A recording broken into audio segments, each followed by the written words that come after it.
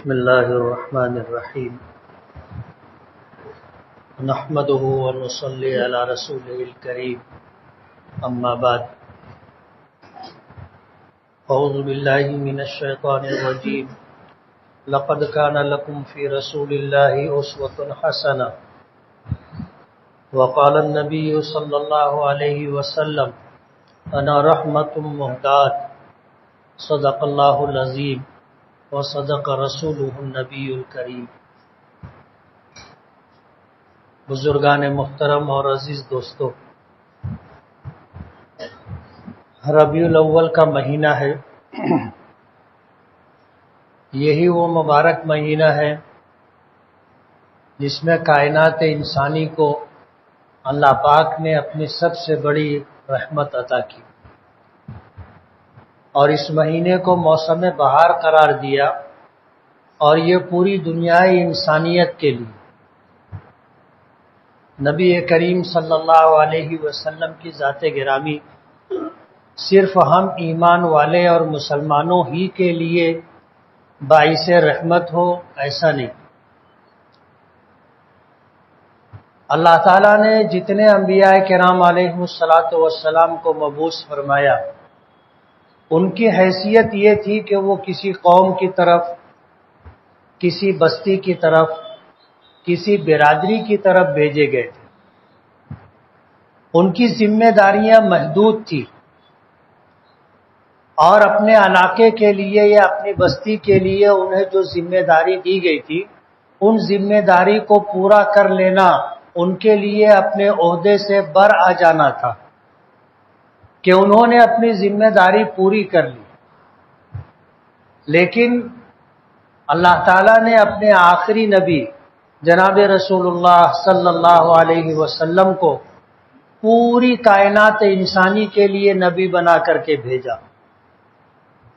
اور آپ کی نبوت اور آپ کی بعثت صرف مکے کے رہنے والے یا صرف عرب کے رہنے والے یا صرف ایک خطے کے رہنے والوں کی طرف نہیں تھی، بلکہ آپ کو اللہ پاک نے نبی بنایا تو پوری دنیا انسانیت کے لیے نبی بنایا۔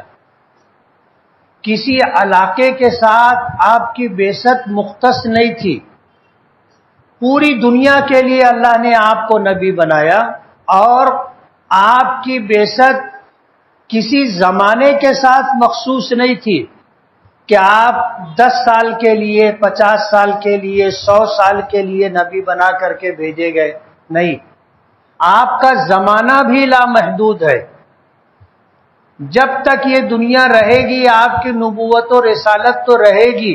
ایمان لانے کے لیے اللہ کی وحدانیت، ربوبیت اور الوہیت کے ساتھ نبی کریم صلی اللہ علیہ وسلم کی نبوت و رسالت پر بھی ایمان لانا، ماننا اور یقین کرنا ضروری ہے۔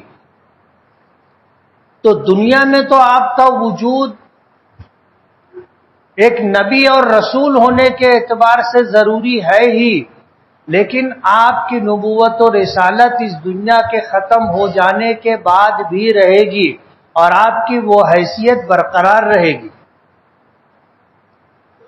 تو اللہ تعالیٰ نے نبی کریم صلی اللہ علیہ وسلم کو قیامت تک آنے والے ہر انسان کے لیے نمونہ عمل بنا کر کے بھیجا ہے۔ تو آپ کی ذات جب قیامت تک آنے والے انسانوں کے لیے نمونہ عمل ہے، ظاہر بات ہے اس میں پڑھے لکھے لوگ بھی ہیں، بے پڑھے لکھے لوگ بھی ہیں، اس میں کوئی بادشاہ وقت ہے، کوئی حاکم وقت ہے، کوئی سپہ سالار ہے، کوئی فوجی کمانڈر ہے، کوئی افسر ہے، کوئی مزدور ہے، اور اسی طرح کوئی بکریاں چرانے والا ہے۔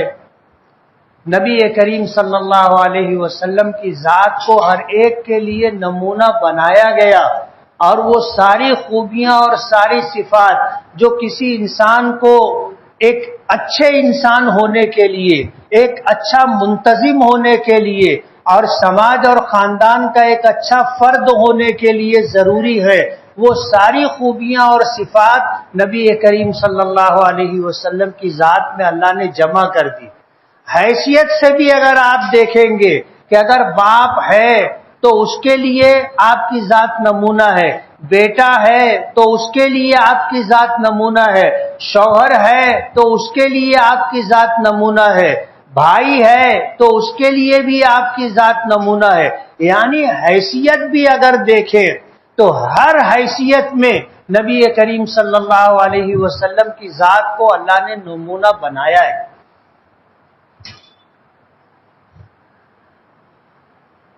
آپ جو شریعت اور جو دین لے کر کے آئے وہ ہر اعتبار سے مکمل ہے۔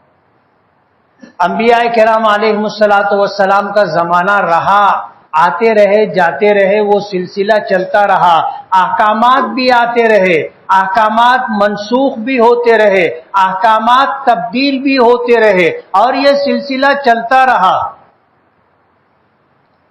اس دنیا میں نبی کریم صلی اللہ علیہ وسلم کی آمد سے پہلے انبیاء کرام تھے۔ 1,24,000 سے زائد انبیاء کرام کا تذکرہ ملتا ہے، جو اپنے اپنے زمانے میں اپنے اپنے علاقے کے لیے، اپنی اپنی بستی کے لیے نبی اور رسول بنا کر کے بھیجے گئے تھے۔ اللہ نے ان کو کتابیں بھی دی تھی، ان کے پاس توریت تھی، ان کے پاس انجیل تھی، ان کے پاس زبور تھی، ان کے پاس دیگر آسمانی صحیفے بھی تھے۔ دنیا کی ضرورت کے لیے اللہ پاک نے اس وقت بھی احکامات، کتابیں اور صحیفے عطا کیے تھے۔ انبیاء کرام علیہ الصلوۃ والسلام اپنی ذمہ داریاں پوری کر رہے تھے، اور ہر نبی اپنی ذمہ داری اور اپنی فریضہ منصبی کو پورا کر کے اس دنیا سے گیا۔ اللہ پاک نے ہر ایک کو، چاہے وہ کسی چھوٹے سے علاقے اور بستی کی طرف بھی نبی بنا کر کے بھیجا، تو بھی اللہ نے ان کو جو مقام و مرتبہ عطا کیا وہ نبوت اور رسالت کا مقام و مرتبہ تھا۔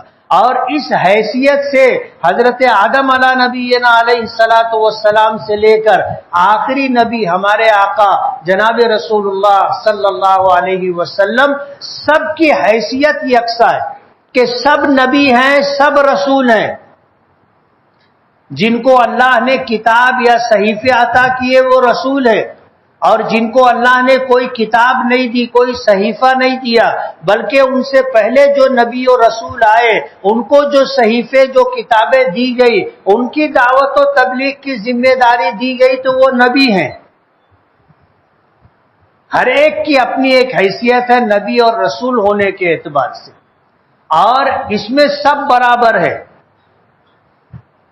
قرآن کریم نے ہمیں یہی پیغام دیا ہے کہ آمن الرسول بما انزل الیہ من ربہ والمؤمنون کل آمن باللہ وملائکتہ وکتبہ ورسلہ لا نفرق بین احد من رسلہ۔ کسی نبی اور رسول میں ہم فرق نہیں کرتے۔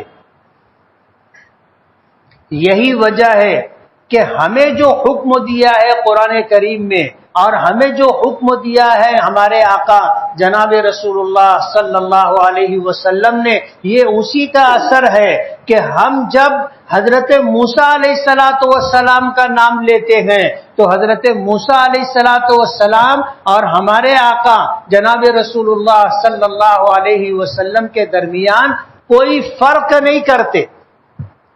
اور آپ اگر دل پر ہاتھ رکھ کر سوچیں گے تو ہمارے دل میں دونوں کے تعلق سے کبھی ایسا محسوس نہیں ہوتا کہ دونوں میں کوئی فرق ہے۔ کہنا، کرنا، لکھنا ایک الگ چیز ہے، لیکن ایک احساس جو ہر انسان کو ہوتا ہے، کسی صاحب ایمان کو، کسی مسلمان کو جب حضور پاک صلی اللہ علیہ وسلم کا ذکر خیر ہو اور حضرت موسیٰ کا تذکرہ ہو تو دونوں میں ہمیں فرق محسوس نہیں ہوتا۔ ہم جتنا احترام اپنے نبی کا کرتے ہیں اتنا ہی احترام حضرت موسیٰ کا بھی کرتے ہیں، اتنا ہی احترام حضرت عیسیٰ کا بھی کرتے ہیں، اتنا ہی ہم ان کے فرض منصبی کے اعتبار سے حضرت داؤد ہیں، حضرت سلیمان ہیں، حضرت یوسف ہیں، حضرت یعقوب ہیں، سب کا ہم اسی انداز میں تذکرہ کرتے ہیں اور اپنے دل میں ان کے لیے وہی مقام و مرتبہ محسوس کرتے ہیں جو اپنے آقا جناب رسول اللہ صلی اللہ علیہ وسلم کے لیے. یہی وجہ ہے کہ ہم میں سے کوئی کبھی کسی دوسرے مذہب کی شخصیات کو برا بھلا نہیں کہتا. ہمارے سب سے بڑے دشمن آج روئے زمین پر یہودی ہیں. یہ یہودی بھی اہل کتاب ہے، اللہ نے ان کو توریت عطا کی. یہ یہودی حضرت موسیٰ علیہ السلام کے ماننے والے. حضرت موسیٰ کے ساتھ وہ ان سے پہلے جتنے انبیاء کرام علیہم السلام تھے وہ سب کو مانتے. حضرت عیسیٰ علیہ السلام کے تعلق سے ان کے اختلافات ملتے ہیں. عیسائی حضرت عیسیٰ علیہ السلام کو مانتے اور حضرت موسیٰ علیہ السلام کو لے کر ان کے درمیان کچھ اختلافات پائے جاتے.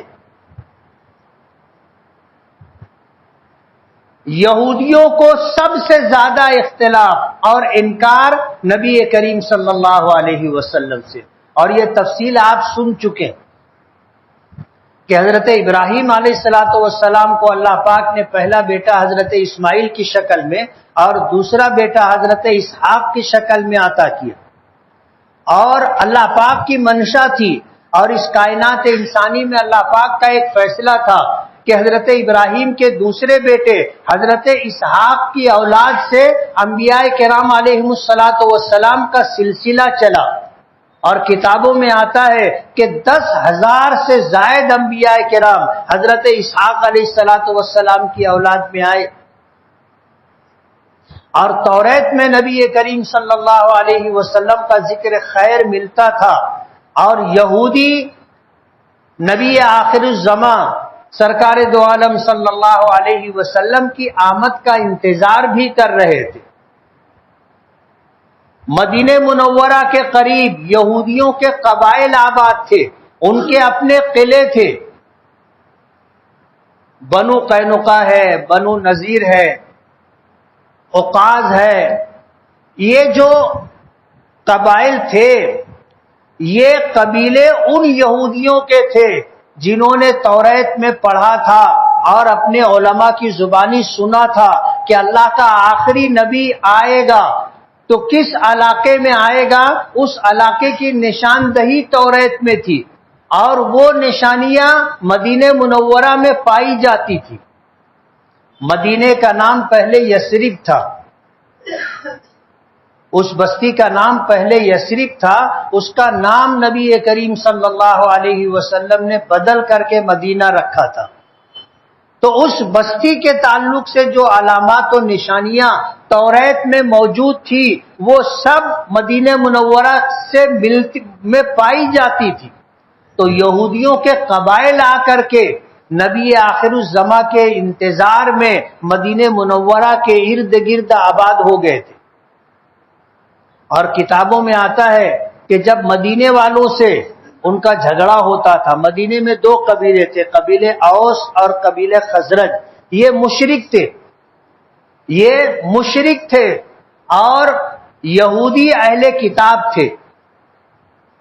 جب ان کا آپس میں کبھی معاملہ بگڑتا تھا، جھگڑا ہوتا تھا، جنگ کی نوبت آتی تھی، تو یہودیوں میں سے کچھ لوگ کہا کرتے تھے قبیلے اوس و خزرج کے لوگوں کو کہ تھوڑے دن ٹھہرو، اللہ کا آخری نبی آنے والا ہے. جب اللہ کا آخری نبی آئے گا تو ہم ان کے ساتھ ہوں گے، وہ ہمارے ساتھ ہوں گے، اور وہ جن کے ساتھ ہوں گے ان کے ساتھ اللہ کی رحمت ہوگی، اللہ کی مدد ہوگی. آج چاہے ہم تم سے مغلوب ہو جائیں، شکست کھا جائیں، ہار جائیں، لیکن جب اللہ کا نبی آئے گا تو فتح ہماری ہوگی. قبیلے اوس و خزرج کے لوگ یہ بات سنا کرتے تھے، حالانکہ انہیں پتا نہیں تھا کہ نبی کون ہوتا ہے، رسول کون ہوتا ہے. یہ مشرک لوگ تھے، بت پرست لوگ تھے، انہیں نہیں پتا تھا کہ اللہ کا آخری نبی آنے والا ہے. لیکن یہودیوں کی زبانی وہ اس طرح کی باتیں سنتے رہتے تھے تو ان کے دل و دماغ میں اللہ کے نبی کا تعلق سے ایک تصور تھا ایک احساس تھا کہ کوئی شخصیت ہے اور اللہ جسے نبی اور رسول بنا کر کے بھیجے گا. سنا کرتے تھے وہ یہودیوں کی زبانی.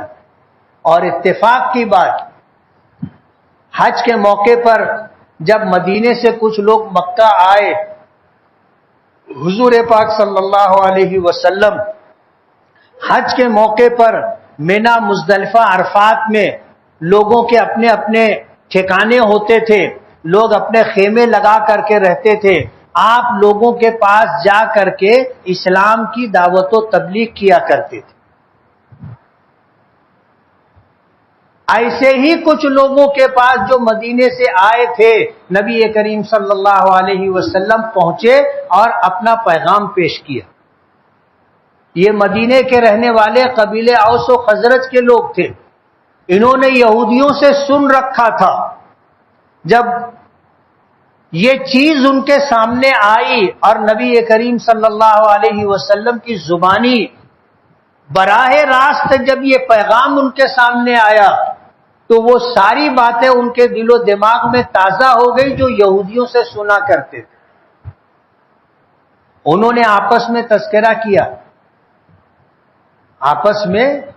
کیا اور رات میں پھر انہوں نے مشورہ کیا، اور مشورہ کرنے کے بعد یہ طے کیا کہ یہودی سبقت کرے، یعنی ہم سے پہلے آ کر کے وہ اللہ کے نبی پر ایمان لائے، کیوں نہ ہم ایمان لیں. مشورے میں یہ بات انہوں نے طے کی، اور اس کے بعد انہوں نے اپنا ایک نمائندہ حضور کی خدمت میں بھیجا. حضور کی خدمت میں بھیجا کہ ہم قبیلے اوس و خزرج کے لوگ ہیں، یثرب کے رہنے والے ہیں، یہاں سے 450 کلومیٹر کے فاصلے پر ہم حج کے لیے آئے ہیں، ہم نے آپ کی بات سنی ہے، ہم آپ سے خصوصی ملاقات کرنا چاہتے ہیں. اللہ کے نبی صلی اللہ علیہ وسلم نے فرمایا کہ تم کہاں پر ہو؟ تو انہوں نے اپنا ٹھکانہ بتایا. حضور نے فرمایا میں خود آتا ہوں. اور رات کے وقت حضور تشریف لے گئے. آپ نے جا کر کے اپنی بات رکھی، اللہ کا پیغام رکھا، اسلام کی دعوت دی. انہوں نے اسلام قبول کر لیا. یہ 12 لوگ تھے جو ایمان لائے، اور نبی کریم صلی اللہ علیہ وسلم نے ان 12 کے 12 لوگوں کو اپنا نقیب بنایا، دعوت و تبلیغ کے لیے ذمہ داری دی، اپنی نمائندگی دی کہ آپ جاؤ میری یہ بات اپنی بستی میں لوگوں کو سمجھاؤ، بتاؤ. یہ 12 کے 12 نقیب تھے، قبیلے اوس اور خزرج سے تعلق رکھنے والے. ظاہر بات ہے انہوں نے اللہ کے نبی کا تذکرہ یہودیوں سے سنا تھا، اور یہودی خود یہ کہا کرتے تھے کہ اللہ کا آخری نبی آنے والا ہے، اور آئے گا تو ہم ان پر ایمان لائیں گے، ہم ان کا ساتھ دیں گے، وہ ہمارے ساتھ ہوں گے تو اللہ کی رحمت، اللہ کی مدد ہمارے ساتھ ہوگی، اور ہم غالب رہیں گے، تم مغلوب ہو جاؤ. یہ بات سن رکھی تھی، انہوں نے سبقت کی. یہودی صرف اس لیے محروم رہے کہ ان میں عصبیت تھی، صرف اس وجہ سے محروم رہے کہ اللہ کا آخری نبی ان کے باپ کے سلسلے میں نہیں تھا. حضرت اسحاق کی اولاد میں حضور پاک صلی اللہ علیہ وسلم کی تشریف آوری نہیں ہوئی. حضرت ابراہیم کے پہلے بیٹے حضرت اسماعیل کی اولاد میں اللہ پاک نے اپنا آخری نبی بھیجا. عصبیت، یوں کہنا چاہیے کہ برادری کی عصبیت کی وجہ سے یہودی نبی کریم صلی اللہ علیہ وسلم کو ماننے سے انکار کر بیٹھے، اور یہی چیز ان کی محرومی کا سبب بنی. حالانکہ صدیوں سے وہ لوگ انتظار کر رہے تھے. توریت میں ان حضور کی جو علامات و نشانیاں بتائی گئی تھی، اور آپ کا آخری مستقر، آپ کا دارالہجرت مدینہ منورہ کو بتایا گیا تھا، جو علامات و نشانیاں تھی یہودی علماء ان کو تلاش کیا کرتے تھے. کھجوروں کو باغات ہوں گے، دو طرف پتھروں کی جو ہے ایک لمبا پہاڑی سلسلہ ہوگا. یہ سب کچھ علامات و نشانیاں تھی. یہ یہودی پوری دنیا میں ان مقامات کو تلاش کر رہے تھے. ملک شام کا ایک بڑا علاقہ چھان کر کے وہ لوگ مدینہ منورہ آئے اور مدینے کو انہوں نے اس علامت پر دیکھا اور پرکھا جو علامات توریت میں بیان کی گئی تھی. تو صدیوں سے آ کر یہاں آباد ہو گئے تھے، لیکن اس وجہ سے محروم رہے کہ ان کے سلسلے نسب میں، ان کی برادری میں نبی کریم صلی اللہ علیہ وسلم تشریف نہیں لائے.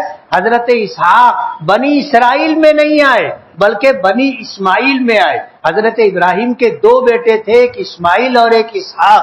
اسماعیل کی اولاد کو بنی اسماعیل کہا جاتا ہے اور اسحاق کی اولاد کو بنی اسرائیل کہا جاتا ہے. دونوں بھائی تھے، باپ دونوں کے ایک تھے، صرف ماں الگ تھی. حضرت اسماعیل کی والدہ حضرت ہاجرہ تھی اور حضرت اسحاق کی والدہ ماں حضرت ابراہیم کی پہلی بیوی حضرت سارہ تھی. خاندان ایک، باپ ایک، سلسلہ نسب ایک، لیکن بس بھائی بھائی کی اولاد کا فرق تھا، جس کو برادری کا فرق کہیں گے. اس عصبیت کی بنیاد پر یہودیوں نے نبی کریم صلی اللہ علیہ وسلم کی نبوت اور رسالت کو ماننے سے انکار کر دیا. ہمیشہ کے لیے محروم ہو گئے، ہمیشہ کے لیے محروم ہو گئے. آج بھی یہودی نبی کریم صلی اللہ علیہ وسلم کی نبوت اور رسالت کو نہیں مانتے. یہی وجہ ہے کہ آج جو یہودی ہے وہ صاحب ایمان نہیں ہے. حضور کی نبوت کا انکار کرنے کی وجہ سے وہ کافر ہے. جو انکار کرے وہ کافر ہے. اللہ کی وحدانیت کا انکار کرے کافر، اللہ کی الوہیت کا انکار کرے کافر، اللہ کی ربوبیت کا انکار کرے کافر، نبی کریم صلی اللہ علیہ وسلم کی نبوت و رسالت کا انکار کرے وہ کافر. حالانکہ وہ حضرت عیسیٰ کو اور تمام انبیاء کرام جو ان سے پہلے آئے حضرت آدم تک سب کو مانتے، سب کی نبوت پر ایمان رکھتے، سب کو جو کتابیں آسمانی صحیفے دیے گئے سب کو مانتے. لیکن آخری نبی کو، ان کی نبوت اور رسالت کو، ان کو دی گئی کتاب قرآن کریم کو نہیں مانتے، انکار کرتے ہیں، اس لیے وہ کافر ہے. ہمیں قرآن کریم نے تعلیم دی ہے لا نفرق بین احد من رسولی، رسولوں میں سے کسی رسول کے درمیان ہم فرق نہیں کرتے. اور ہمیں منع کیا گیا ہے کہ جو مذاہب جن کے بارے میں ہمیں تحقیق نہیں ہے کہ یہ آسمانی مذہب ہے نہیں ہے، ان کے پاس جو کتاب ہے وہ آسمانی کتاب ہے نہیں ہے، ہمیں نہیں تحقیق. اس مذہب کے بھی جو بڑے لوگ ہیں ہم ان کی توہین نہیں کرتے. کبھی نہیں سنا ہوگا آپ نے کہ مسلمانوں کے کسی عالم نے رام کو برا بھلا کہا. سکھ برادری اور مذہب کے ماننے والے گرو نانک کو ہم میں سے کبھی کسی نے برا کہا. جتنے مذاہب دنیا میں پائے جاتے ہیں ان کے جو سرکردہ، ان کی جو مذہبی شخصیات ہیں، ہم تو ان کا نام بھی نہیں جانتے. ہم نے کبھی ان کے بارے میں کوئی منفی تذکرہ نہیں کیا. کبھی ہم کسی کی اہانت، کسی کی توہین، کسی کی تخفیف نہیں کرتے. ہمیں اگر ان کے بارے میں تفصیلات معلوم ہے تو، نہیں معلوم ہے تو ہم خاموش رہتے. آج تک ہم نے کسی مذہبی شخصیت کو نشانہ نہیں بنایا. لیکن آج جو صورتحال پورے ملک میں ہے وہ یہی ہے کہ مسلمانوں کو ابھارنے کے لیے، برانگیختہ کرنے کے لیے، جذبات سے مشتعل کرنے کے لیے ان کو ایک آسان حربہ مل گیا ہے ہمارے پیغمبر کی توہین کا. اور وقتاً فوقتاً نئے نئے سر میں الگ الگ مقامات پر لوگ یہ حرکت کر رہے ہیں، اور ہمیں ایسا لگتا ہے کہ یہ سرکاری سرپرستی میں ہو رہا ہے. حکومت وقت چاہتی ہے کہ اس طرح کی صورتحال بنے کہ مسلمان جذبات سے بے قابو ہو کر کے روڈ پر آئے، جذبات سے بے قابو ہو کر کے فرقہ وارانہ فسادات میں مبتلا ہو جائے، جذبات سے مشتعل ہو کر کے ایسا کوئی کام کرے کہ ہندو مسلم فساد وجود میں آئے۔ آج ان کو اپنا اقتدار بچانے کے لیے، اپنا اقتدار باقی رکھنے کے لیے، آئندہ ان کا اقتدار رہے اس کے لیے یہ ساری حرکتیں کی جا رہی۔ وجہ اس کی یہ ہے کہ ہم سب برداشت کر سکتے لیکن اپنے نبی کی توہین برداشت نہیں کر سکتے، اور اسلام میں اس کے لیے انتہائی سخت سزا ہے، انتہائی سخت سزا، آخری سزا ہے اسلام میں اس کے لیے۔ اس کے لیے اسلامی قانون کی بالادستی چاہیے، اسلامی حکومت چاہیے۔ یہی وجہ ہے کہ ہم کسی کی زبان سے اپنے نبی کی توہین سن کر کے مجبور ہو جاتے ہیں اپنی شریعت، اپنی کتاب کے احکامات کی وجہ سے کہ ہم قانون ہاتھ میں نہیں لے سکتے، ورنہ دنیا جانتی ہے اس بات کو کہ سب کچھ مسلمان برداشت کر سکتا ہے، اس چیز کو برداشت نہیں کر سکتا۔ میں نے کافی دنوں پہلے ایک واقعہ سنایا تھا، انگریزوں کا زمانہ تھا، کچھ 1922 یا 23 کی بات ہے۔ لاہور کے اندر راج پال نامی ایک شخص نے ہمارے نبی کی شخصیت کو سامنے رکھ کر ایک کتاب لکھی تھی، اور اس میں حضور پاک صلی اللہ علیہ وسلم کی توہین کی گئی تھی۔ یہ اس کتاب کا شائع ہونا تھا، انگریزوں کا زمانہ تھا، مسلمانوں کو، اپنے لوگوں، علماء کو مشکل ہو گیا اپنے لوگوں کو سنبھالنا۔ حالات کچھ اس طرح کے بنے کہ جس شخص نے یہ کتاب لکھی تھی اور اسے شائع کی تھی، عطا اللہ شاہ بخاری رحمت اللہ علیہ کا زمانہ تھا، علامہ اقبال کا زمانہ تھا، اور پاکستان کے بانی محمد علی جناح کا زمانہ تھا۔ ایسے وقت میں انگریزوں کے دور حکومت میں جب یہ بات لوگوں میں آئی تو ایک شخص نے راجپال کو قتل کر دیا۔ ظاہر بات انگریزوں کا زمانہ تھا، قتل کرنے والے کو گرفتار کیا گیا۔ علامہ اقبال رحمت اللہ علیہ کے متعلق آتا ہے کہ انہوں نے محمد علی جناح کو کہا تھا کہ تم اس کا مقدمہ لڑو، اور محمد علی جناح اپنے زمانے کے بہت بڑے کامیاب وکیل تھے۔ محمد علی جناح نے اس شخص سے یہ بات کہی کہ تم یہ کہنا کہ میرے نبی کی شان میں گستاخی کی گئی تھی، میں جذبات سے مغلوب ہو گیا تھا، اپنا آپ کھو بیٹھا تھا، مجھے ہوش نہیں تھا، اور میں نے جو کام کیا ہے جذبات سے مغلوب ہو کر کے ایسی کیفیت میں کیا ہے کہ مجھے ہوش نہیں تھا۔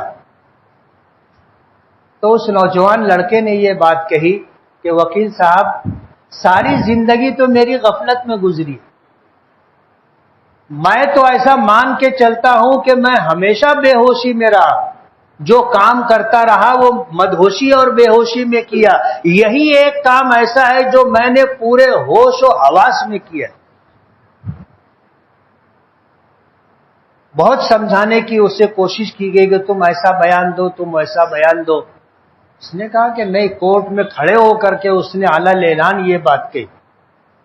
جج نے پوچھا کہ تمہارا ہوش ٹھکانے تھا؟ کہنے لگا کہ ہاں، میں اپنے پورے ہوش و حواس میں تھا، اور یہ کام جو میں نے کیا ہے میری زندگی کا وہ کام ہے جس پر میں یہ کہہ سکتا ہوں پورے اعتماد کے ساتھ کہ میں نے ہوش و حواس قائم رکھ کر کے کیا۔ پوچھا اس کی سزا کیا ہے؟ تمہیں معلوم ہے؟ مجھے پتا ہے، اپنے نبی کی ناموس پر اور اپنے نبی کی عزت پر مجھے قربان ہونا پڑے گا، مجھے پھانسی کی سزا ہوگی، مجھے پتا ہے، میں اپنے نبی کی ناموس پر قربان ہونا پسند کرتا ہوں۔ اسلام میں اس کی سزا ہے، آخری سزا ہے۔ فتح مکہ کے موقع پر جن 8 لوگوں کو حضور نے قتل کرنے کا حکم دیا تھا، ان 8 لوگوں میں کچھ لوگ ایسے تھے جو حضور کی شان میں گستاخی کیا کرتے تھے۔ حضور نے یہاں تک فرمایا تھا کہ اگر کعبے کا غلاف بھی پکڑ کر کے کھڑے ہوں گے تو ان کو قتل کر دینا، کعبے کے غلاف سے بھی لپٹے ہوں گے تو ان کو قتل کر دینا۔ یہ ہماری مجبوری ہے کہ ہم شریعت کے احکام کے پابند ہے، قانون ہاتھ میں نہیں لے سکتے، ورنہ ایسے لوگوں کی صفائی مشکل نہیں ہے ہماری صفوں میں ایسے غیور، ایسے نوجوان جو حضور کی ناموس پر قربان ہونا اپنے لیے سعادت اور فخر سمجھتے، لیکن ہم مجبور ہیں۔ اگر اسلامی حکومت ہوتی تو وہ سزا نافذ کرتی، ایسے لوگ گرفتار کیے جاتے، توبہ نہیں کرتے، ان کو سزا سے دوچار ہونا پڑتا۔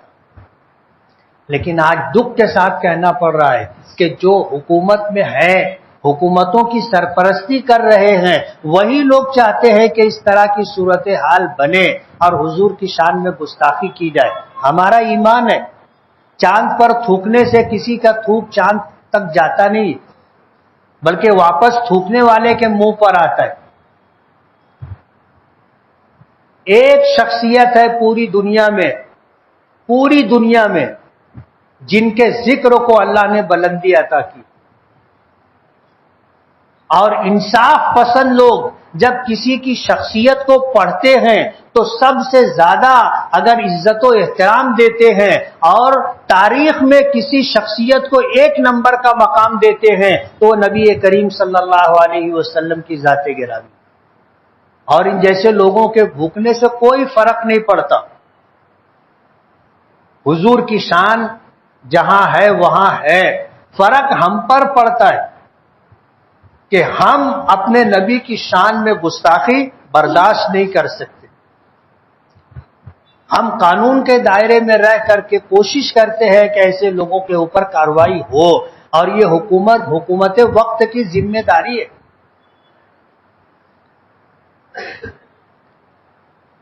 آج جو حکومت برسر اقتدار ہے وہ مسلمانوں کو ان کے واجب حقوق سے محروم کرنا چاہتی، دینا تو دور کی بات ہے، ہمارے آباء و اجداد نے اوقاف کی شکل میں جو ہمیں دیا، حکومت ہم سے وہ بھی چھیننا چاہتی۔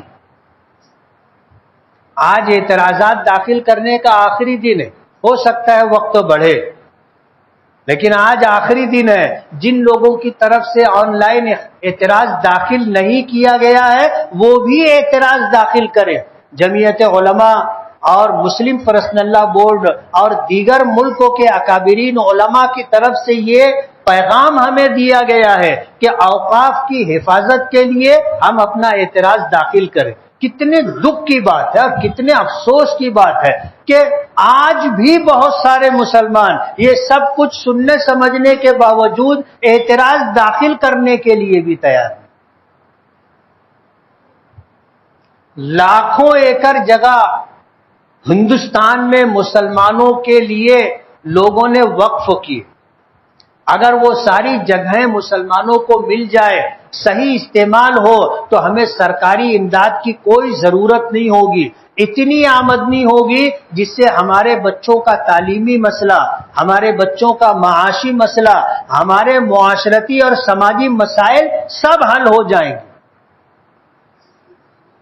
50% سے زیادہ اوقاف کی جگہوں پر فوج کا اور ریلوے والوں کا قبضہ ہے، یعنی سرکار قبضہ کر کے بیٹھی ہے، اور سرکار اب یہ چاہتی ہے کہ قانون ایسا بن جائے کہ اوقاف کی حیثیت ہی ختم ہو جائے۔ یہ صورتحال ہے۔ آج کا دن ہمیں آن لائن اپنا اعتراض وقف کے تعلق سے داخل کرنے کا ہے۔ آپ سبھی سے گزارش ہے کہ مسلم پرسنل لا بورڈ اور جمعیت علماء کی طرف سے اس ملک میں اوقاف کی حفاظت کے لیے جو راستے بتائے ہیں، جو تدابیر اختیار کرنے کے لیے پیغام دیا ہے، ہم اس کو اپنائیں، اعتراض داخل کریں۔ آج پورے ملک میں ہمارے اکابرین اس مسئلے کو لے کر کے بے چین ہیں۔ آپ سبھی لوگوں سے گزارش ہے کہ آپ یہ سب کچھ کریں، اور آج کے دن تھوڑا سا وقت نکال کر کے آپ اپنا اعتراض داخل کریں گے نا. اللہ تعالیٰ عمل کی توفیق عطا فرمائے. جن حضرات نے سنتیں نہ پڑھی ہوں وہ سنت پڑھیں.